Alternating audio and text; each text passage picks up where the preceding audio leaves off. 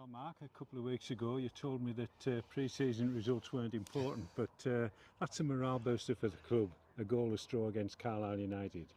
Yeah, it is. Results aren't important, but the manner of the performance for me, certainly without the ball, Yeah. I thought we were outstanding.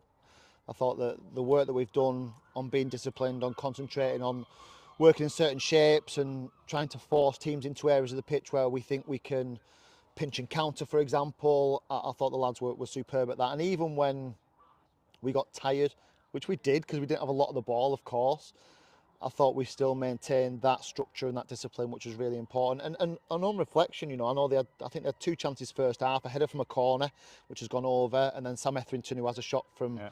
that goes wide.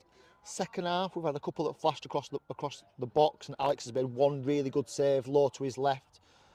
But I don't think Alex has done much else. And I think actually we had the best chance of the game with Riggy towards the end there. So yeah, on balance, you know, possession doesn't win your football matches, and we will have more possession than that against when we're not playing League Two teams. But in terms of a day's hard work, I think that's pretty much ticked the boxes that we wanted it to. Riggy goes through, we all think he's going to burst that net, but what was it, fatigue, do you think? I'm surprised his legs could still carry him at that point. Yeah. I think he Body shifting, certainly. so good in terms of his work rate for the team, his ability to hold the ball. I mean, my only criticism of the boys today was when we did turn the ball over and we got the opportunity to try and get up the pitch quickly and to secure the play, I thought we were a little bit wasteful.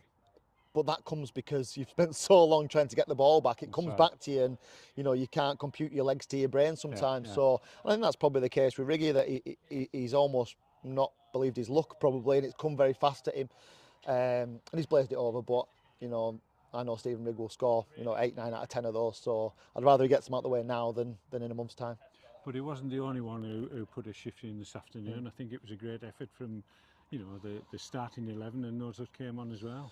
Nice to get a couple of the younger boys on at the end. Obviously, we reduced the squad size today because we didn't want to put 20 players on the pitch. We wanted to try and keep some consistency and continuity. Good to see Stephen Swinglehurst get through his first 90 minutes for us as well. And I thought he was really assured with the two boys next to him.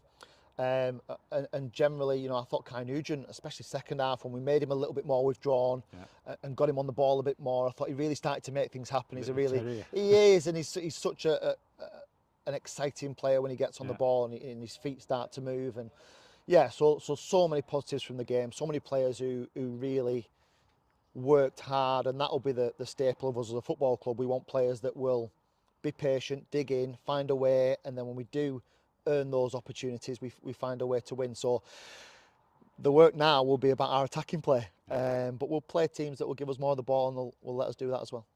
So a good performance today against EFL opposition. We've got to replicate that on Tuesday night at Penrith.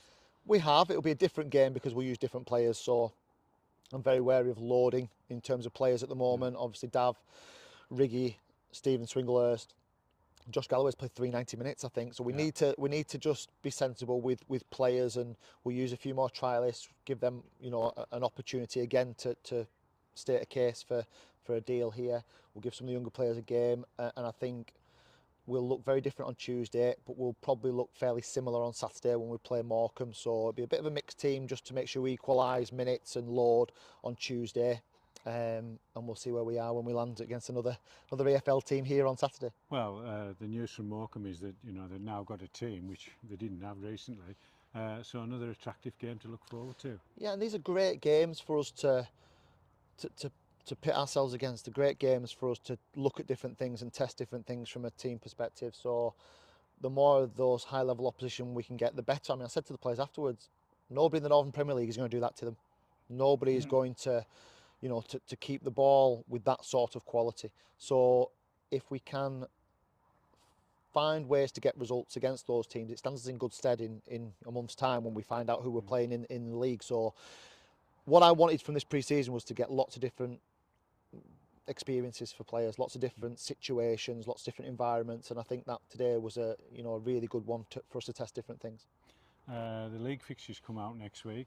Who do you want on that opening Saturday? I'm not bothered. I just want to get started. I just want to get going. So I think history will tell us that we'll probably go to the northeast or they'll come to us. So you tend to play what the FA deem as your local games. For some reason, that's over in the northeast for us. So I won't be surprised if we get one of those sides, but I'll be happy to go and go anyway. You've got to play everyone twice anyway, so it doesn't matter to me if we play them first week or last. But I think we're just all raring to get going. It's a shame we've got to wait another 3 or 4 weeks.